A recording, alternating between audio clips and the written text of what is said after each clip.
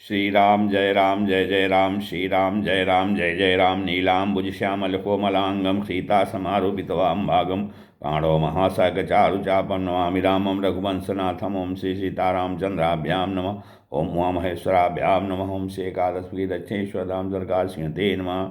सत्संग क्रम में आज श्रीमद्भागवत महापुराण से पंचम स्कंद की 21वें अध्याय कथा है, अतः 21वां अध्याय जिसमें सूर्य के रथ और उसकी गति का वर्णन है।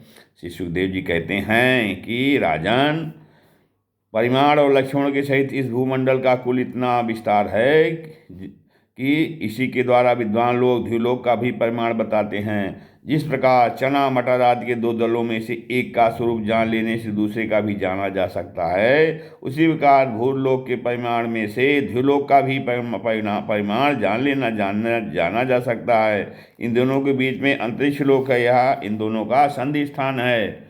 और कहते हैं कि इसके मध्य भाग में ग्रह और नक्षत्रों के अधिपति भगवान सूर्य अपने ताप और प्रकाश से तीनों लोगों को तपाते और प्रकाशित करते रहते हैं। वे उत्तरायण, दक्षिणायन, विषुवत नाम वाली क्रमशः मंद, शीघ्र और समान गतियों के चलते हुए समयानुसार मकर आदि राशियों में ऊंचे नीचे और समान का स्थानों में जाकर दिन रात को बड़ा छोटा या समान करते रहते हैं। जब सूर्य भगवान मेष या तुला राशि पर आते हैं तब दिन रात समान हो जाते हैं, और जब वृषादि 5 राशियों में होते हैं तब प्रतिमा से यात्रियों में एक एक घड़ी कम होती जाती है और उसी हिसाब से दिन बढ़ते जाते हैं।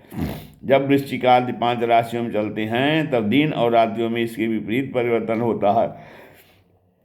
इस प्रकार दक्षिणायन आरंभ होने तक दिन बढ़ते रहते हैं और उत्तरायण लगने तक रात्रियां। इस प्रकार पंडित जन मानसोत्तर पर्वत पर सूर्य की परिक्रमा का मार्ग 9 करोड़ 51 लाख योजन बताते हैं। 9 करोड़ 51 लाख योजन बताते हैं। तो उस पर्वत पर मेरु के पर्वत की ओर इंद्र की देवधानी, दक्षिण में यमराज की संयमनी और पश्चिम में वरुण की निम्नलोचनी और उत्तर में चंद्रमा की विभावरी नाम की पुरियां हैं।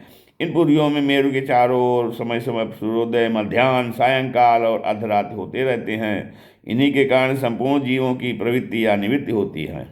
राजन, जो लोग सुमेरु पर रहते हैं उन्हें तो सूर्यदेव सदा मध्याह्नकालीन रहकर ही तपाते रहते हैं। वे अपनी गति के अनुसार अश्विनी आदि नक्षत्रों की ओर जाते हुए यद्यपि मेरु को बाईं ओर रखकर चलते हैं तो भी सारे ज्योतिर्मंडल को घुमाने वाले निरंतर दाईं ओर बहती हुई प्रवाह वायु द्वारा घुमा दिए जाते हैं। जाने से वे उसे दाईं ओर रखकर चलते जान पड़ते हैं। और जिस पुरी में सूर्य भगवान का उदय होता है उसके ठीक दूसरी ओर की पुरी में वे अस्त होते मालूम होते हैं। जहाँ वे लोगों को पसीने पसीने करके तपा रहे होंगे उसके ठीक सामने की ओर आधी रात होने के कारण वे इन्हें निद्रावश किए होंगे। तो जिन लोगों के मध्याह्न के समय में स्पष्ट दिख रहे होंगे वे ही जब सूर्य सौम्य दिशा में पहुंच जाएं तब उनका दर्शन नहीं कर सकेंगे। सूर्यदेव जब इंद्र की पुरी से यमराज की पुरी को चलते हैं तब 15 घड़ी में वे 2.25 करोड़ और 12.5 लाख योजन से कुछ 25,000 योजन अधिक चलते हैं।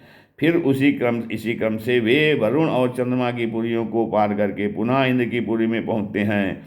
इस प्रकार चंद्रमा आदि अन्य ग्रह भी ज्योतिष चक्र में अन्य नक्षत्रों के साथ साथ उदित और अस्त होते रहते हैं। इस प्रकार भगवान सूर्य का वेदमय रथ एक मुहूर्त में 34,08,000 योजन के हिसाब से चलता हुआ इन चारों पुरियों में घूमता रहता है। इसका संवत्सर नामक एक चक्र पहिया बतलाया जाता है। उसमें मास रूप 12 अरे हैं, जिसमें ऋतु रूप 6 नेमिया हाल हैं, 3 चौमासे रूप 3 नाभि आवन हैं।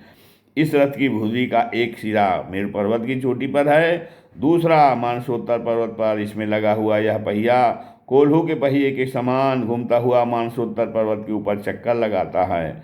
इस धुरी में जिसका मूल भाग जुड़ा हुआ है ऐसी एक धुरी और है, वह लंबाई में चौथाई है। उसका ऊपरी भाग ताले यंत्र के धुरे के समान धूलोक में लगा हुआ है। इस रथ में बैठने का स्थान 36 लाख योजन लंबा और 9 लाख योजन चौड़ा है। इसका जुआ भी 36 लाख योजन ही लंबा है। उसमें अरुण नाम के सारथी ने गायत्री आदि छंदों के से नाम वाले 7 घोड़े जोत रखे हैं। वे ही इस रथ पर बैठे हुए भगवान सूर्य को ले चलते हैं। सूर्यदेव के आगे उन्हीं की ओर मुँह करके बैठे हुए अरुण उनके सारथी का कार्य करते हैं। भगवान सूर्य के आगे अंगूठे के पोरुए के बराबर आकार वाले बाल खिल्य आदि 60,000 ऋषि स्वस्थ वाचन के लिए नियुक्त हैं। वे उनकी स्तुति करते रहते हैं। इनके अतिरिक्त ऋषि, गंधर्व, अप्सरा, नाग, यक्ष, राक्षस और देवता भी, जो कुल मिलाकर 14 हैं, किंतु जोड़े से रहने का कारण 7 गण कहे जाते हैं। प्रत्येक मास में भिन्न भिन्न मासों नामों वाले होकर अपने भिन्न भिन्न कर्मों से प्रत्येक मास में भिन्न भिन्न नाम धारण करने वाले आत्मस्वरूप भगवान सूर्य की 2-2 मिलकर उपासना करते हैं। इस प्रकार भगवान सूर्य भूमंडल के 9,51,00,000 योजन लंबे घेरे में से प्रत्येक क्षण में 2,002 योजन की दूरी पार कर लेते हैं। और आगे कहते हैं कि भिन्न भिन्न ग्रहों की स्थिति और गति का वर्णन बता रहे हैं कि राजा परीक्षित कहते पूछते हैं, भगवान आपने जो कहा कि यद्यप भगवान सूर्य राशियों की ओर जाते समय मेरु और ध्रुव को दाईं ओर रखकर चलते मालूम पड़ते होते हैं, किंतु वस्तुतः उनकी गति दक्षिणायन नहीं होती। इस विषय को हम किस प्रकार समझ सकते हैं, समझाइए। श्री सुखदेव जी ने कहा, राजन, जैसे कुम्हार के घूमते चाक पर बैठकर उसके साथ घूमती हुई चींटी आदि की अपनी गति उससे भिन्न होती है, क्योंकि वह भिन्न भिन्न समय में उस ग्रह के जो है उस चक्र के भिन्न भिन्न स्थानों में देखी जाती है। उसी प्रकार नक्षत्र और राशियों से उपलक्षित काल चक्र में पढ़कर ध्रुव और मेरु को दाएं रखकर घूमने वाले सूर्य आदि ग्रहों की गति वास्तव में उससे भिन्न ही है, क्योंकि वे काल चक्र भेद से भिन्न भिन्न राशि और नक्षत्रों में देख पड़ते हैं। वेद और विद्वान लोग भी जिनकी गति को जानने के उत्सुक रहते हैं, वे साक्षात आदि पुरुष भगवान नारायण ही लोगों के कल्याण और कर्मों की शुद्धि के लिए अपने वेद में विग्रह काल को 12 मासों में विभक्त कर बसंत आदि ऋतुओं में उनके यथायोग्य गुणों का विधान करते हैं। तो इस लोक में वर्णाश्रम धर्म का अनुसरण करने वाले पुरुष वेदत्रयी द्वारा प्रतिपादित छोटे बड़े कर्मों से इंद्रादि देवताओं के रूप में योग के साधनों से अंतर्यामी रूप में उनका श्रद्धापूर्वक आराधना करते हैं। सुगमता से ही परम कंठ परम पद प्राप्त करने वाले तो सुगमता से ही परम पद प्राप्त कर सकते हैं।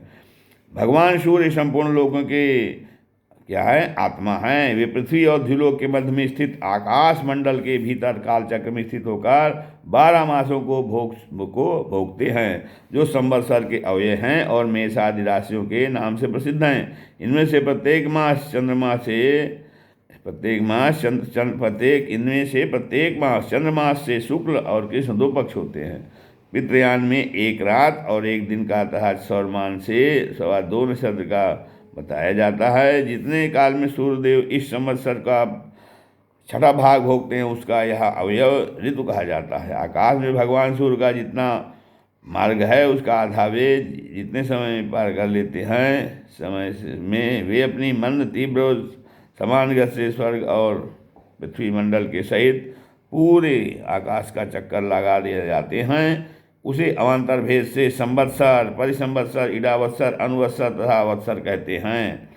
इसी प्रकार जो है सूर्य किरणों से 1,00,000 योजन ऊपर चंद्रमा है, उसकी चाल बहुत तेज है। इसलिए वर्ष के मार्ग को 1 मास में, 1 मास के मार्ग को 2.25 दिनों में और 1 पक्ष के मार्ग को 1 ही दिन में तय कर लेता है। यह कृष्ण पक्ष में क्षीण होती हुई कलाओं से पितृगण के और शुक्ल पक्ष में ज्वलती हुई कलाओं से देवताओं के देवरात दिन रात का घा करता है। और क्या तथा 30 मुहूर्तों में 1 नक्षत्र को भी पार करता है। अन्नमय और अमृतमय होने के कारण यही समस्त जीवों का प्राण और जीवन है। ये जो 16 कलाओं से युक्त मनोमय, अन्नमय, अमृतमय पुरुष स्वरूप भगवान चंद्रमा हैं, यही विदेता, पितर, मनुष्य, पशु पक्षी, शरीर और वृक्षादि समस्त प्राणियों के प्राणों का पोषण करते हैं, इसलिए उन्हें सर्वमय कहा कहते हैं। चंद्रमा से 3,00,000 योजन ऊपर अभिजीत के सहित 28 नक्षत्र हैं। भगवान ने इन्हें कालचक्र में नियुक्त कर रखा है। अब बात ये है भगवान ने तो अतः ये गेंद गेरू की हाथ की को हाथ दाईं ओर रखकर घूमते रहते हैं। ये मेरु को दाईं ओर रखकर घूमते रहते हैं। इनसे 2 लाख योजन ऊपर शुक्र दिखाई देता है। या सूर्य की शीघ्र मंद और समान गतियों के कारण उन्हीं के समान कभी आगे कभी पीछे रहता है। फिर आगे कहते हैं कभी कभी साथ रहकर चलना ही है। यह वर्षा जो है करने वाला ग्रह है, इसलिए लोगों को प्रायः सर्वदा ही अनुकूल रहता है। इसकी गति में ऐसा अनुमान है कि वह वर्षा रोकने वाली ग्रहों की शांति कर देता है। ग्रह के शुक्र की गति का साथ बुध को भी व्याख्या है। शुक्र के अनुसार ही बुध की गति भी समझती हैं। वह चंद्रमा का बुध शुक्र से 2 लाख ऊपर यानी चंद्रमा का पुत्र है। यह प्रायः मंगलकारी ही है, किंतु जब सूर्य की गति का उल्लंघन करके चलता है तब बहुत अधिक आंधी बादल और सूर्य के देता है। तो इसमें से 2 लाख योजन ऊपर मंगल है। वह यदि वक्र से न चले तो 1-1 लाख राशि को 3-3 पक्षों में भोगता रहता है। तो भोगता हुआ 12 राशियों को पार करता है। यह अद्भुत ग्रह है और प्रायः मंगल का सूचक है। इसके ऊपर 2 लाख योजन की दूरी पर भगवान बृहस्पति जी हैं। ये यदि वक्र से न चलें तो 1 राशि को 1-1 वर्ष में भोगते हैं। वे प्रायः ब्राह्मण कुल के लिए अनुकूल रहते हैं।